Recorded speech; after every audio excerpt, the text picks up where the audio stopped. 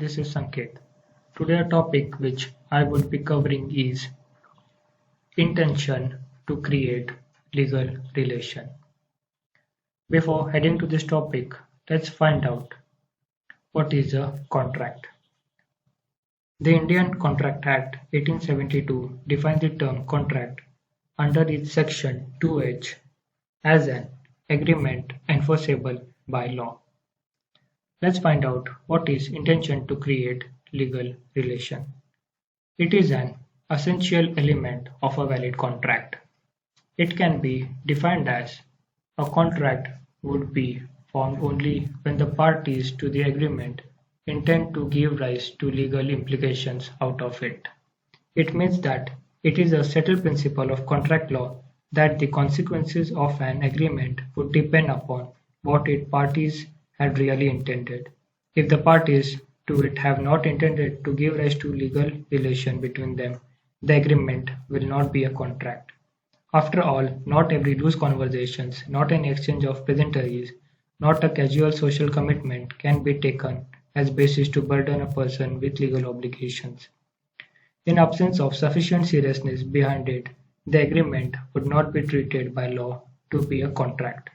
For an example, an agreement to have morning walk together cannot be taken as a contract. Let's move forward and find out the significance of this concept. The first one is the contracting parties' mind will be obvious to enter a serious contract. Second one, if there is no intention to create legal relation, the contract would not be enforceable, legal and binding. Third one is without intention to create legal relation, the parties cannot sue each other. Fourth one is without intention to create legal relation, the contract may become a mere promise. And the last one is without intention to create legal relation, the contract may lack the binding effect. This means that an agreement cannot be enforceable by law if these concepts are not met. Let's move forward and find out the types of agreements. There are two types of agreements. First one is social and domestic agreement, in which the parties do not intend legal relation.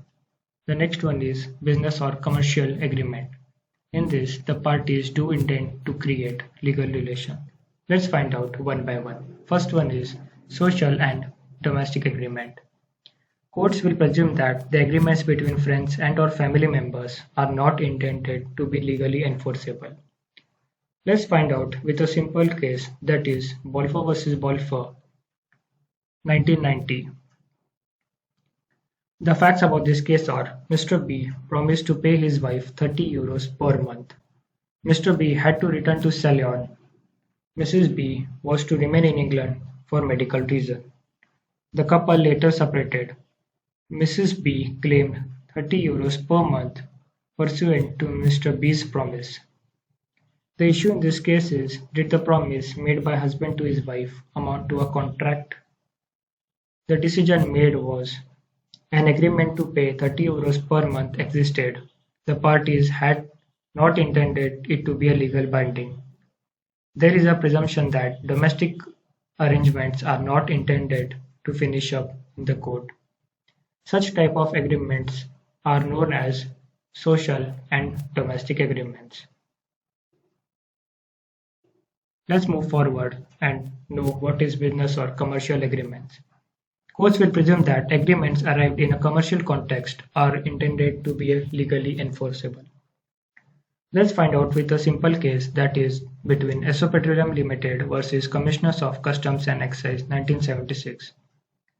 The facts about this case are E conducted a trade promotion. E produced depreciating the members of England's 1970 World Cup soccer team. Each motorist who purchased 4 gallons of Esso petrol received a free coin. CEE argued that E should pay tax on the coins as they were produced for sales. In other words, CEE argued that the coins were supplied by E as a part of contract with motorist. E on the other hand argued that the coins were not sold of any contract, but rather they were given free.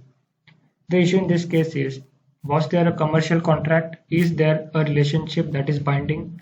The decision was made as a contract for supply of coin existed. Everyone who purchased 4 gallons of ESO petroleum had contractual right to claim a free coin. E and the motorist who bought 4 gallons intended to create legal relation, although the coin had little intrinsic value and E used such words as free and gift. This was not sufficient to rebut the presumption of enforceability. This type of agreements are known as business or commercial agreements. Let's move forward and find out the conclusion for this topic.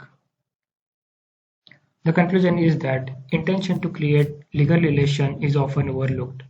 But in the previous cases, we find out how the principle can sometimes be critical to enforceability of a contract.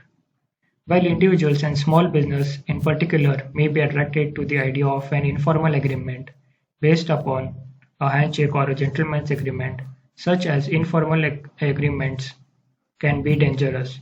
It is particularly so if the agreement was formed in an environment that wouldn't lend itself for normal business negotiations.